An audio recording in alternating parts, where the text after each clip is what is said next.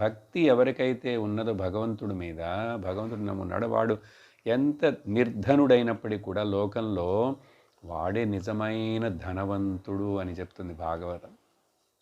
నాకేంటి, నా భగవానుడున్నాడు, నా దేవుడున్నాడు నాకు, నేనెట్లా దేనికి కష్టపడాలి?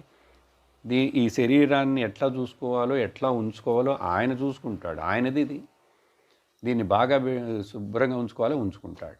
దీనికి రోగం రావాలా వస్తుంది, ఇది ఆరోగ్యంగా ఉండాలా ఉంటుంది. ఆయనది ఇది, ఆయన ఇష్టం.